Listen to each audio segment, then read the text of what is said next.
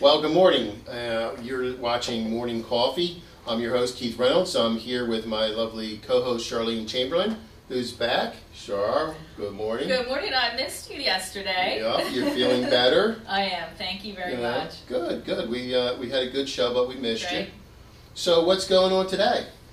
Well, we have a very special guest, and you know every guest is very special to us on Absolutely. Morning Coffee. We say that to everyone. I want to start off with a little snippet here. A patient only leaves Kolney Hatch Lunatic Asylum in two ways: by way of a rare circumstance or by his death.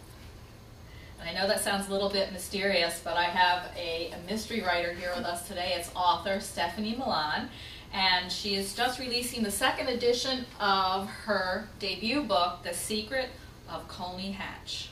Nice, nice. Welcome, Stephanie. It's nice to have you on Morning Coffee finally. This is our first mystery, right? I know. And I have to tell you, I read this book, and I'm actually looking forward to reading it again. I like to read. I read it, I'm going to put it away for a couple of months and then revisit it. That's the kind of book that it is. Okay, very cool. Tell us about your journey. How did you come up with the idea and the premise of this book? Did you do a lot of research? Well, not initially.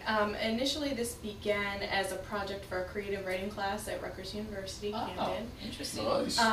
Our teacher asked us to write a 20-page report, and a 20-page story. I wrote this because I've always been interested in London and in asylums and horror. Mm-hmm. My cousin and I used to make films, like horror films with each other. And And they were films. really good stuff. Yeah, We made the blood and everything. Oh, so absolutely. I was always into the mystery, suspense, and all of that. So when it came time to write a story, I was like, I'm going to do this. So it started as that. So it started as a 20-page... Just a 20-page story. Right. It was actually letters from the main character to this woman in England, and there was a mystery surrounding it. So, Well, your characters' descriptions and your interpretation of the culture are just uncanny. It's like you've lived there maybe in a past life, or have you visited there many times? Have you actually been to England and Scotland? no, I haven't. No. I actually, it's funny that you bring up the past life thing, because I always thought that I had this Affinity? yeah, that I lived there or something of that nature, and I really love London and I love Scotland, so I did end up actually, because I wasn't able to travel there, I ended up rooting myself in Google Earth. Okay. So I would That's great. research. Google Earth is I wonderful. love You can it see so so many much. great places. You can travel from your chair. Exactly. I did it for a year. I was traveling, on Right. Google Earth for a year. Every single day I would go on. I would travel up and down streets in London. Oh, I'd go to Scotland. So I rooted myself in that way. And I did other research at that point, Oh, sure. for other things. But you've also captured the times, and it's not present day time.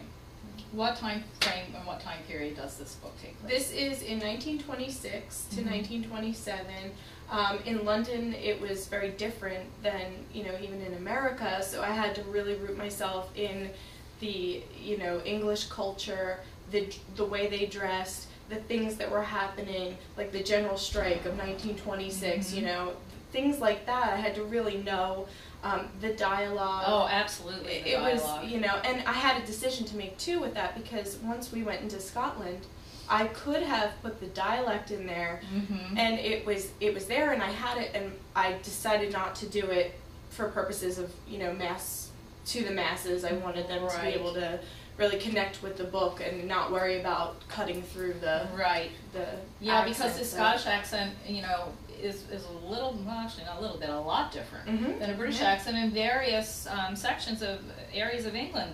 Those accents are different as well. Yes. And same as, I'm Scottish, so I know. Okay, so yeah. Scotland. Yeah. Your character descriptions are just amazing, from the busybody Petunia to the affluent Locksleys to the dashing Dr. Watson, which is a very well-known British name. Which leads me to my question, did you base any of these characters on real-life characters? Well, yes. Real-life people. Yes, I did. I have to say that I did. I had. You don't have to reveal who it people, is. Yeah, I had a few people that came in and out of my life that I said, oh yeah, yes. Few characters, I guess. Yeah, a few characters Okay, they're that characters. Of course, they're not in any way the same, you know, but they Right. were a, Modeled a little bit. Yes, yeah. Now, when you go into the writing zone, do you have any special rituals or anything that you do to help you get to that place? I listen to Pandora. Okay. I have to listen Big to Pandora Pandora. fan over here. She Film caught me score. listening to Pandora. Before the show started, I was blaring Right. music. I didn't even know he was in it. Yeah, I have to listen to Pandora film score. I don't know, it's a thing. If I cannot get into the writing mood unless I'm listening to it. So you have that on while you're working the whole time. Yeah. Mm-hmm.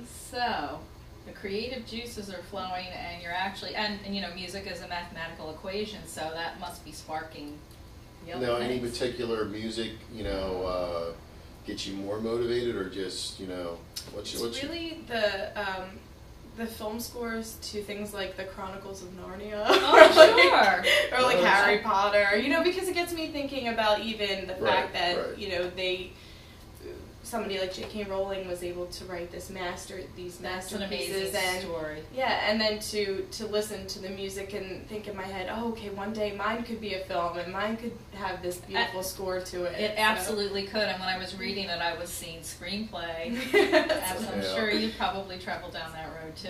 My ultimate goal is that. So That's You know, great. because I know when I'm trying to concentrate, I'm listening to my Pandora or whatever. It's, you know, more of the classic rock, makes me feel good, brings me back to childhood. And then when I'm feeling mean and have to get Uh-oh. it's like You play some DMX. angry music? Yeah, DMX, He's 50 playing angry Cent, music. Biggie Smalls comes out, and you have to be mean. Okay, so now I know what to listen for when I walk in Yeah, in the you hear morning. Biggie Smalls playing, you know I'm just like ready to go Don't shoot talk to someone. Keith yet. That's pretty funny. Well, you know, I've been all over the internet reading your wonderful reviews, and I just want to share a couple with our viewers. This was by Laura Dell, and she's the author of Graveyard Shifts and Dueling Moons, and she says about The Secret of Kolney Hatch, the final verdict on this delightful, edge-of-your-seat thrill ride is 5 out of 5 stars, and I cannot wait to see more from this budding new author. That's a great review. And here's one more I would like to share. There is a humming of suspense that brews just under the surface, and the author took me down a few winding roads only to drive a hard turn into the story. And these reviews are absolutely dead on because it's a great read. It's a great story. Not too scary. It has a lot of interesting twists and turns at the end. I wasn't real sure how you were going to get there because as I was following along sort of halfway through, I started thinking, could this be this? Could this be that? But it wasn't what I thought it was until I got to the end. So you held my suspense as well. I'm not much of a reader, but you know, most of the times stories turn into movies, or you know, books turn into movies. He's a big movie guy. I'm a big movie guy. I Big can tell you all movie guy. kinds of stuff about movies. But so, tell me a little bit about this book. Obviously, I don't want to know the ending or anything like No, that. we can't give but that just away. kind of set it up. Sure. So this book is set in 1926 London. It is about a man named Paul Watson. He's a new doctor. He's young, and his mother was murdered 6 years prior to the book beginning. Okay. He's sort of a tortured soul, but as the book opens, he's a very well-liked, well-admired doctor. And very handsome. Very handsome as you can get for the movies. Right. Of course. And they experience in London a murder that is very similar to his mother's murder. So once again, these feelings are ignited. His neighbor Petunia decides to turn sleuth and turn detective and figure out what's going on with this murder, uncover it. Meanwhile, he can't deal with this, so he leaves and goes to Scotland and decides to become a resident physician in the lunatic asylum Kolney Hatch. So there's a dual storyline here, and as the Wow. mystery unfolds in London, another mystery unfolds in Scotland, and whether or not they're intertwined is something that you would have to read the book to find out. Yeah, and I must say, what happens in Scotland is dark. It stays in Scotland. Dark. Oh. It doesn't stay. No, it doesn't. No, not at all. Well, you know what? It's funny you say that because there's a movie out called, or a series called Highland that's out.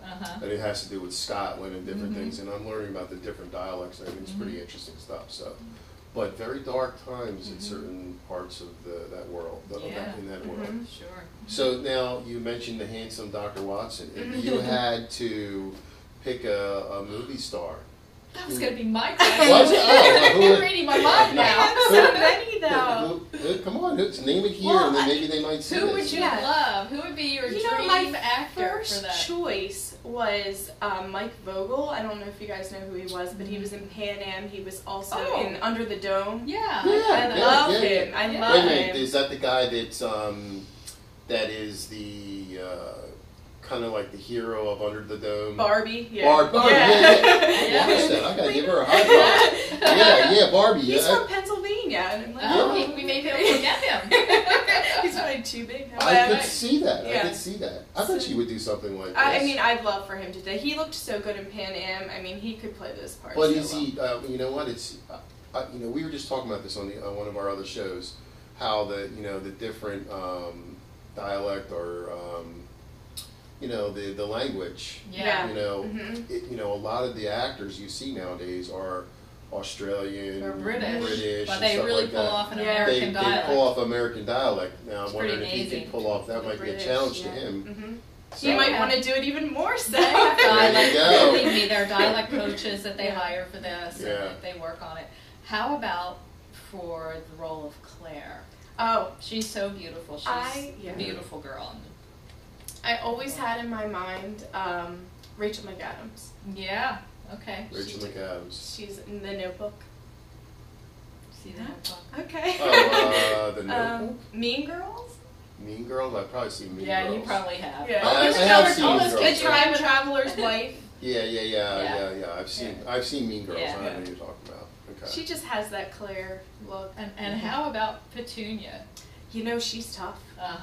She is tough, but I'll tell you, she's the elderly busybody. Yeah, she's a tough person to cast. I can't, because I always do on my Facebook. I do casting, and I find people. And I'm like, oh, this person would be perfect. I still have not found her. Petunia, older woman. Oh yeah, older, maybe 40s, heavier set, brown hair, kind of mousy. She's. I guess it couldn't be the lady that plays Molly, huh?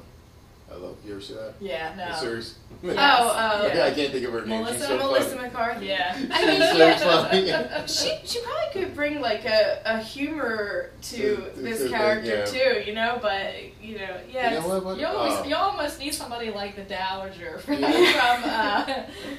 Downton Abbey, but not her. Yeah. But that kind of, I have Mrs. Wendell casted. Okay. Maggie Smith. Maggie Smith would be great as Mrs. Wendell. I love her. Maggie Smith is who? Mrs. Wendell is one of the busybodies. She's They have this little gathering where they have tea. Was it once a week or is it every day? And they gossip about everybody, and these ladies are not well liked by anyone. I and you have can't to wait understand, to the movie back in the 20s, they weren't using technology to communicate. They had to speak to one another to communicate, to find out what was really happening. It was that and a newspaper. Well, and the letters. I mean, I like kind of like medieval times, like 1700 type stuff.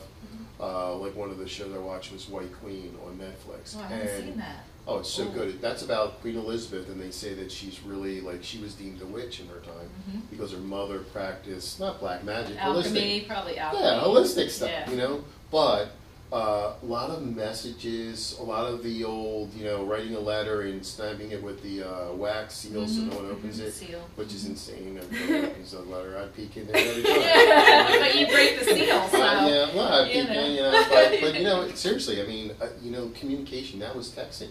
Well, how about, when we did a show a couple weeks ago, how they communicated with, and I don't want to jump off of what we were talking about earlier, but they communicated by sending certain flowers. Yes. Like a certain flower meant I was going to declare war on you. A certain flower meant that I'm jealous. A certain flower was to beware. I mean, they were using flowers as messages. And what we were talking about in the green room, you get a fish on the door. And yeah, it's all over. That was for you, Tony Soprano. Curtains for you. Well, there's curtains for a couple couple of characters in The Secret of Kolney Hatch, but I won't reveal it because I really want everyone to go out and buy it because it's a really great book and it's a great read. Keith, do you have any more questions for Stephanie? I just want to know, you know what, how long do you have to, when you write a book, how long, is there a certain waiting period that you have to go through to kind of throw this out there to people and say, hey, I want to make a movie out of this? You know, I'm not really sure. I think it just, you know, by law of attraction or whatnot, it needs to get in the right hands. You know, it needs to. Well, also, my other question is, okay, this is a book, you know, in reading format. Does it have to be presented to a film person in a different format? I think that they traditionally want a screenplay. However, you know, there are people out there who turn these into screenplays. If someone were to, you know, say, okay, we want to make this book a movie, well, then they'd have they'd have someone right there turning this into a screenplay. Yeah, because it's a he said, she said. Yeah, I mean, because I know, like, look, we have a studio kitchen being built in our studio, and you know, I think a lot of people come in and start making it a functioning kitchen. It's really not functioning kitchen. It's a studio kitchen where it appears. You know, it's almost like a prop kitchen, but it does work. It works, but it's not like, it's not your house. You don't need to have the can opener here because you're going to be doing all that and cooking. You know, it's totally different. So, very interesting. Very interesting. So, actually, how long again did it take you to create the book? Like from creation to actually publishing it, because you self-published it. Yeah. It took me 10 years. 10 years. It took me 10 years. But I wasn't working on it diligently for 10 years. So it began in 2004. I revisited it a little bit in 2006, went back to it fully in 2009, 2010. So what made you make the turn to go back to it and just jump in and do it? Well, I was studying the manifestation books, Following True Purpose. Oh, yes. A lot of those. Yeah. You know, Overcoming Fear, Letting in Love, etc., etc. And allowing success. Yes, exactly. And at that point I said, I can do this, I know that I can, and I'm going full-fledged, you know, and that was really the catalyst to this. I actually was introduced to the books through Mike Lemon. I was taking classes with him. Classes there too. Yeah, and he introduced me to that. And once I picked that up, I was like, oh, you know what I need? I know what I'm doing with my life. I know what my true purpose is, you know? So that was how, and then in 2010, 2011, I just focused on that. I was working another job, but I would do it on weekends and at nighttime. Spare time. Yeah. I like the fact that you did it over that time period. I mean, Really I think that, you know, sure, I mean, there's people out there who could probably spit out a book, but, you know, in a year, but I don't know if much thought goes into it. Well, you know, she lived with those characters for 9-10 years, and that's, you know, I occasionally write a song once in a while, and it's a similar creative process. I live with the notes, the words, the music, and it evolves and evolves and evolves over time. But then how do you get to the point where you say, this is it? That's the hard part. When you take a long journey like that. I know in music, I'll work on something for a year, 2 years, I'll put it away, then I'll go back to it 3 years later and go, oh, I need to fine tune it some more.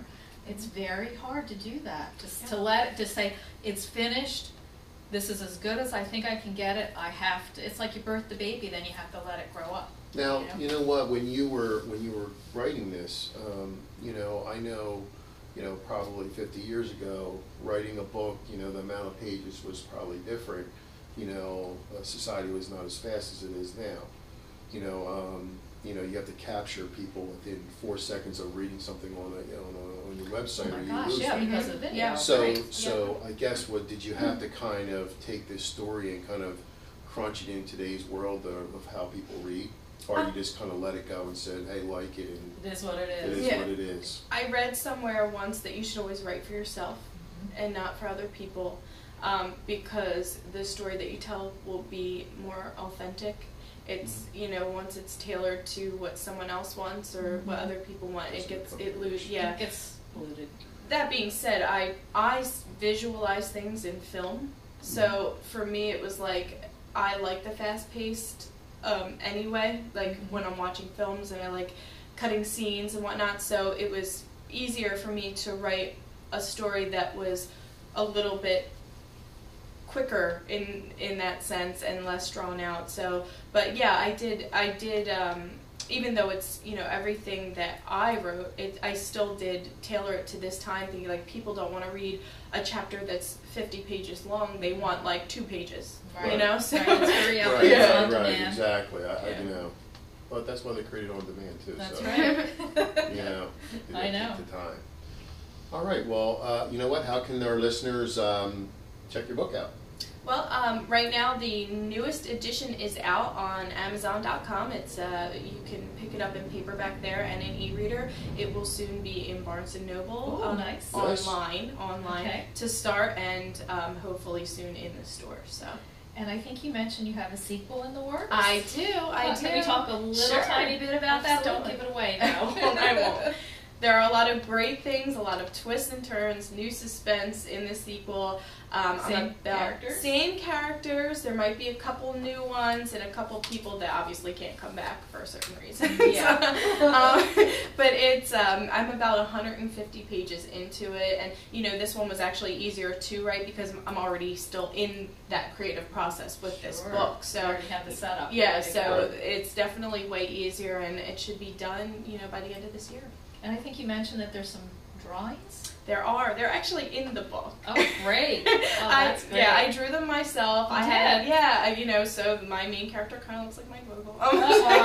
Maybe he needs to get a copy of the book. I'll just send it to him. You should. Yeah, so when I was finishing the book, I was watching a lot of Under the Dome, too. So it's really an influence. This inspired you. But I was also watching a lot of Doctor Who. Yeah, I drew Claire, I drew John Loxley, I drew Paul Watson, and I drew Richard Baker. So, and then I was like, you know, we think it would be cool to put the drawings in the book. Yeah, you know, a little extra. It gives you an vision. Yeah, absolutely. It's great. It kind of gives people a starting point. Yep.